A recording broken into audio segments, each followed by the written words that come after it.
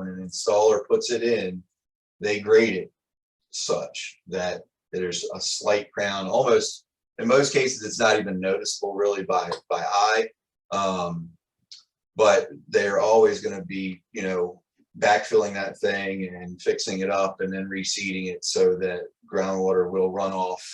I mean, surface water will run off and not ponding over the drain field.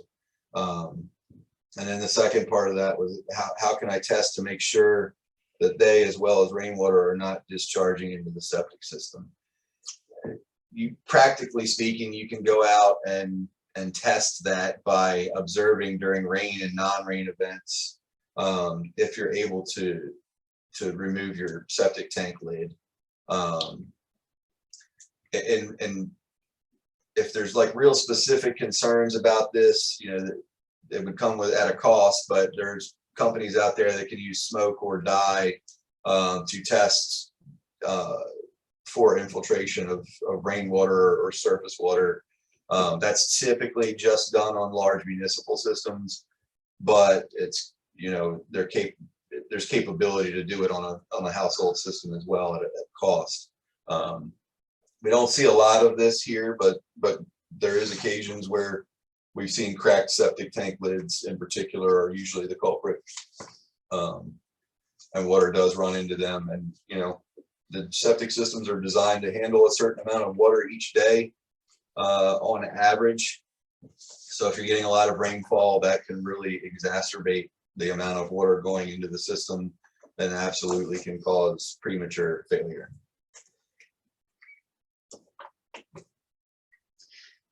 Well, John, I have one general question for you as the health department. If someone has bought a new home and they moved in, they never knew where their well or their septic was, and maybe they don't really know where their well is. I know that seems to happen with folks sometimes. Is the health department able to help them find where those items like their drain field are?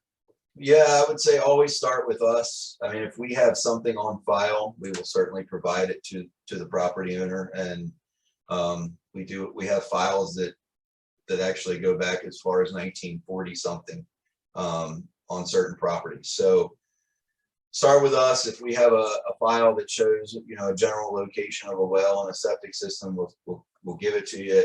If we don't have a file on it, your next best bet would be to call a septic installer and have them kind of trace back out from the house to find the tank.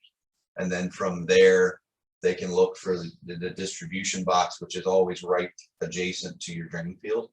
A lot of times they can do that here because we have sandy soils with a metal probe. If not, they may require digging and that excavating in those areas to try to find exactly what you have. But we frequently have folks that'll go out with a probe and they can find, I mean, they can find your distribution box. They can tell you where your drain lines start, where they end, and how many you have, just by sticking a metal probe in the ground.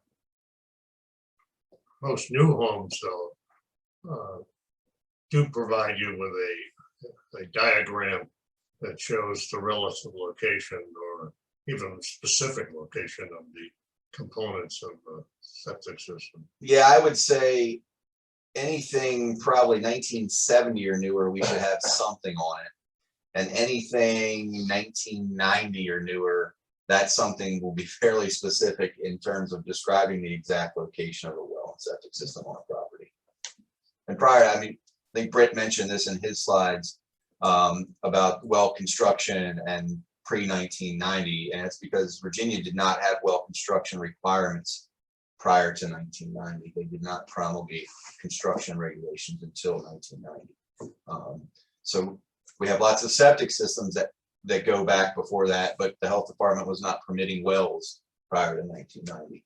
We do have drawings of septic systems that we made them include the well on, but the locations aren't very specific until 1990.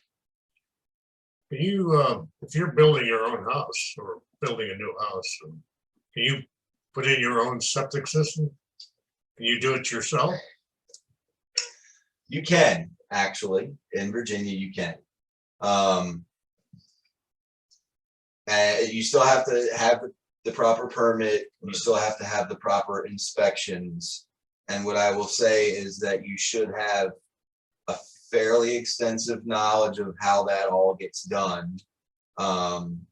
And what the regulatory requirements are, because what I'll say is that, you know, we've had this, and we tell people this all the time.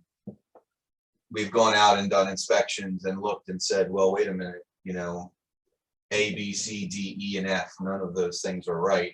And now you're gonna have to dig it all back out, and you're gonna have to redo it, because I only have 3 environmental health specialist staff for the entire Eastern Shore to do well and septic. I can't put them out on a site to advise somebody the whole time that they're doing the project.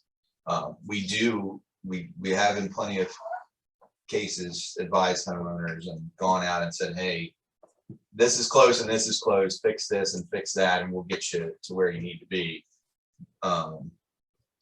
But in most circumstances, it's more time effective to have somebody that knows